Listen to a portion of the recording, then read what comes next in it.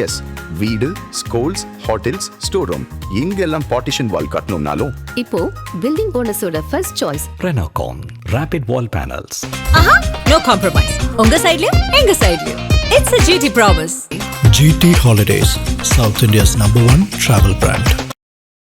ஆதன் நேயர்களுக்கு அன்பு வணக்கம். விஜய் அவர்கள் நேற்று தலைமைச் செயலகத்தை சுற்றி பார்த்தாரு. அந்த வீடியோஸ் எல்லாம் சரியான வைரலு. அந்த கூலிங் கிளாஸ்ல இருக்கக்கூடிய அந்த look, black colour pant, white colour shirt, அதெல்லாம் கம்பேர் பண்ணி வேற மாதிரி செப்பல் நிமிட்டு வந்து அவர் நடக்க வரப்ப அந்த நிழல் இங்க இருக்கு ஏங்க இதெல்லாம் அவர் ரைட் விட்டுருங்க. இப்போ அவர் வந்து ஒரு முதல்வர், அவர் வந்து தலைமைச் செயலகத்தை சுற்றி பார்க்கணும்னு விரும்பியிருக்காரு. அது நடந்திருக்கு இயல்பான ஒரு விஷயங்க. இப்போ அவரே என்னத்துல நினைப்பாரு, சிஎம் அவர்கள் அவரோட இருக்கையிலே அமர்ந்து உணவு சாப்பிடுகிறார், அவர் கையிலே எடுத்து சாப்பிடுகிறார், அவர் நடந்து போகிறார், அவர் ஷூ போட்டிருக்கிறார், அவரே சிரிச்சுட்டு விட்டுருவாருங்க. ஏன்னா இது வந்து ஒரு சீரியஸான ஒரு விஷயம். அந்த பதவின்றது எவ்வளோ பொறுப்பான விஷயம், என்ன நடந்துகிட்டு இருக்குன்னு அவருக்கு தெரியணும், ஏது நடந்துகிட்டு இருக்குன்னு தெரியும். ஒவ்வொரு விஷயங்களும் அவர் வந்து பார்த்து பண்ணிட்டு இருக்கக்கூடிய இந்த நேரத்தில் பாராட்டுங்க, ரசிங்க, எல்லாமே பண்ணுங்க. ஆனால் இதெல்லாம் ரொம்ப அநியாயம் இல்லை.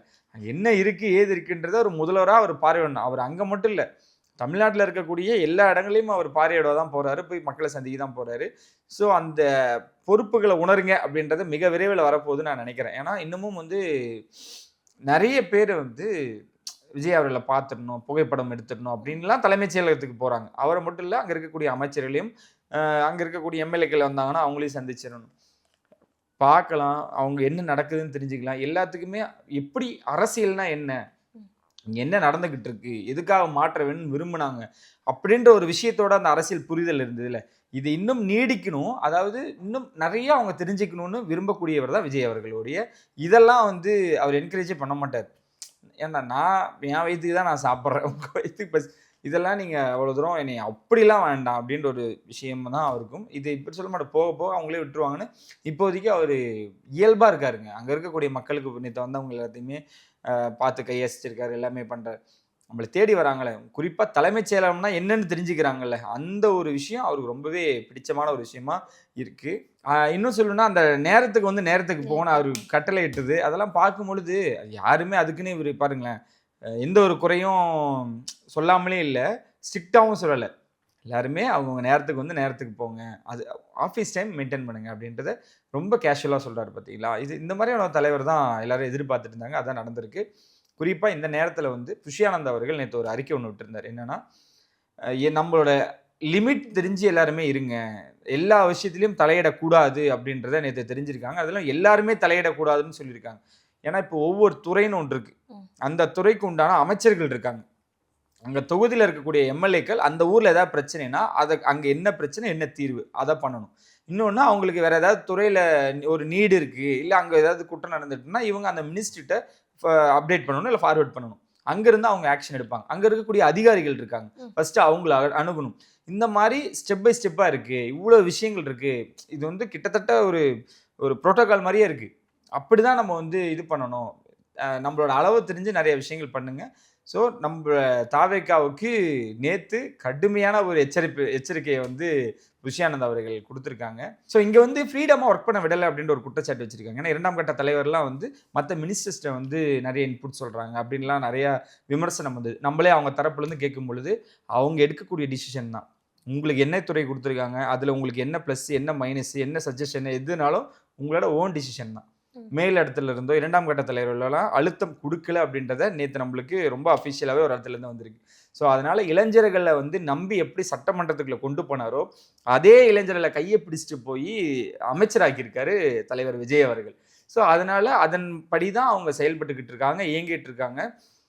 தலைவர் விஜய் அவர்கள், முதல்வர் விஜய் அவர்களுக்கு ஒரு அளவில் கூட எங்கேயும் அவருக்கு அவப்பேர் ஏற்பட்டக்கூடாதுன்ற ரொம்ப கவனமாக பார்த்து வேலைகள் செஞ்சுருக்காங்க. இன்னொரு விஷயம் தான் இது, நீங்கள் கேட்க போகிறீங்கன்னு நினைக்கிறேன். அந்த கேள்விக்கு நான் இப்பயே நம்ம பேசிடணும். இந்த அமைச்சர பதவி கொடுத்ததுலையுமே வந்து நிறைய விமர்சனங்களாக இருந்தது. குறிப்பாக ரமேஷ் அவர்கள் மேலே எல்லாருமே ஃபோக்கஸ் பண்ணாங்க. தேவையே இல்லை. அது வந்து அவர் எவ்வளோ கஷ்டப்பட்டு வந்திருக்காரு அப்படின்றத நிறைய இடங்களை நீங்கள் பார்த்துருப்பீங்க. எல்லாருமே சொன்ன ஒரு விஷயம் தான். இருந்தாலும் நம்மளும் அதை இங்கே பதிவு பண்ணலாம். அவங்க அம்மா வந்து சமையல் வேலைக்கு போகக்கூடியவங்க தான். ரமேஷ் அவர்களுக்கு சின்ன வயசுலேருந்து இந்த சமூகத்தின் மேலேயும் சமூகத்து மேலே இருக்கக்கூடிய அந்த அக்கறைன்னு ஒன்று இருக்குல்ல, அது அவ்வளோ பெரிய விஷயங்க. அவர் ஏதாவது ஒரு விஷயம் நம்ம பேசிட்டு இருந்தாலுமே கூட, ஏன்னா முதல் முறை நான் அவரை சந்திக்கும் பொழுது அவர் என்ன பண்ணணும், அவரோட மைண்ட் செட் என்னவா இருந்துச்சுன்றது அப்பயே நான் புரிஞ்சுக்கிட்டேன். ஏன்னா விஜய் அவர்கள் அப்பயுமே நிறைய பேர் இன்னும் வந்து தொண்டர்களாக இருக்கவங்க, நிர்வாகிகளாக இருக்கவங்களாம் வந்து பார்த்தீங்கன்னா விஜயோட ரசிகராக தான் இருப்பாங்க. அவர் மேலே ஒரு ஈர்ப்பில் தான் இருப்பாங்க. இந்த மனுஷனுக்கு அப்படி கிடையாது. விஜய் அவர்கள் அவ்வளோ பிடிக்கும் அவரை. ஆனால் விஜய் அவர்களுக்கு ஒரு சமூகத்துக்கு ஒரு ஏதாவது பண்ணணும்னு ஒன்று இருக்குல்ல, அது அப்படியே வந்து ரமேஷ்கிட்ட இருக்கும். ஸோ அதனால் வந்து ஒரு ஜாதி பார்த்தோ, மதம் பார்த்தோ, இதெல்லாம் பார்த்தெல்லாம் விஜய் அவர்கள் எதுவுமே பண்ண மாட்டாங்கன்றது இந்த இடத்துல நம்ம ஆணித்தனமாக சொல்லலாம்.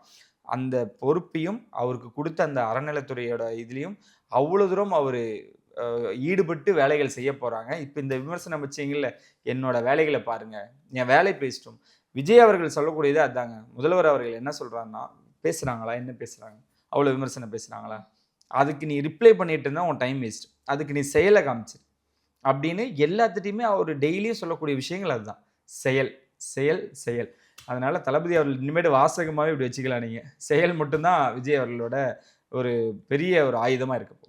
ஜனநாயகன் படத்துடைய விஷயங்கள் எப்படி போய்கிட்டு இருக்கு, எப்பதான் அந்த படத்தை எதிர்பார்க்கலாம் அப்படிங்கிற ஒரு இல்லைங்க, அந்த 9 பேரை நம்ம மறுபடியும் வந்து ஜாமீன் கேட்டு இதை பண்ணியிருக்காங்க. அதையும் மனு தள்ளுபடி பண்ணி போயிருங்க, வீட்டுலாம் வந்துடக்கூடாது அப்படின்ட்டாங்க. ஏன்னா பெரிய பிஸ்னஸுங்க, பெரிய தொகை.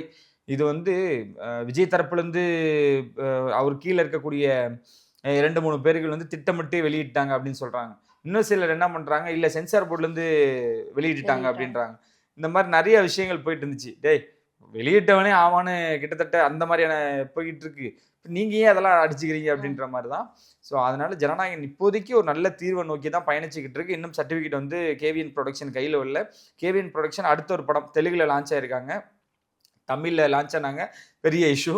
ஸோ அவங்கள இப்போ புதுசாக தெலுங்குல கால்தடம் பதிக்கிறாங்க. அதுவும் பிரம்மாண்டமான ஒரு காம்போ தான். அவங்க ரொம்ப இப்போ கொஞ்சம் நிம்மதியாக இருக்காங்க. ஏன்னா எப்படி ஓடிடி கைவிட்டு போச்சோ, இந்த படம் ரிலீஸ் ஆச்சோ, எல்லாத்துலேயும் மன வேதனையில் இருந்த கேவிஎன் ப்ரொடக்ஷன் விஜய் அவர்கள் முதல்வர் ஆயிட்டாருன்னே மற்றற்ற மகிழ்ச்சி.